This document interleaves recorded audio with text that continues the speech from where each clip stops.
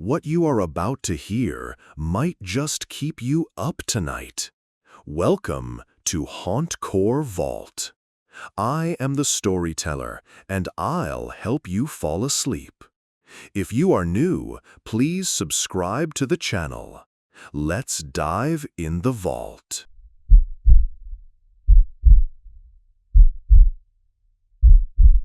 I worked at this nice, clean, and regular-sized cyber cafe. My work was about assigning computers to customers, charging them by the hour, and a lot of IRC chatting. My boss always told me that we always had to make the customer feel like in home, and we even memorized some of the customers' names to greet them as they walked in. This particular customer was a very polite guy who always said good afternoon when walking in, always at 6 p.m., and thank you when leaving, having been checking email for 15 exact minutes, no more or less. He always paid in exact cash, no big bills and no hassles, just straight to the point. Her hair was always cut in a military way, brush cut, and he didn't talk much. He seemed like another customer to me.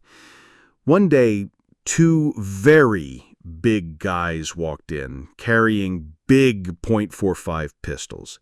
And as we don't see much guns in southern Mexico, I got scared as shit. They started to pop some rude questions, and all I did was to babble some noises. Then this much smaller mustache guy entered and said, "Okay, let me do this to me," in a dominant way, like a dog trainer telling his beasts to retreat. Lol.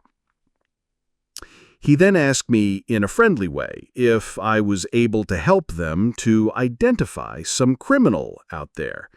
I didn't have a choice, so I got out the cafe and saw two big vans and two heavy armored federal police trucks out there. The little boss then ordered to open one of the van's doors, and I saw my polite client surrounded by this scary, tall, and muscly-looking guys. At this point, I felt bad for my client. Here in Mexico, the police usually pick a random guy at the streets and accuse him for anything they need, so they have someone to show to the press. So I decided to help my customer and said, "I know this man. He's a loyal customer and a good person who always checks his email with us." They not even blinked and asked me about his tennis shoes. Do you remember what tennis he used to wear? Stupid question. So I asked, raising my eyebrow, because we used to have a lot of customers. The feds then walked me to my spot at the cafe and told me, "Do not leave the town soon," and parted with police horns and all that shit. Next day, my boss is waiting for me with eyes wide open and pale as a ghost. After I referred my story, he slowly gave me the newspaper, which read "Serial Killer Captured at Last," with a picture of my polite client. In his declaratory statement, he said that Satan made him to stalk elderly women and then to break in their houses, and then, after beating the shit out of them, he robbed their money and jewelry only to shoot them in the stomach and cutting their throats, and some sick shit. He was captured because some grandma survived and gave the police a detailed description and cooperated in a police sketch. So, yes, I tried to help a serial killer to get out of a federal car. I was so naive at the time.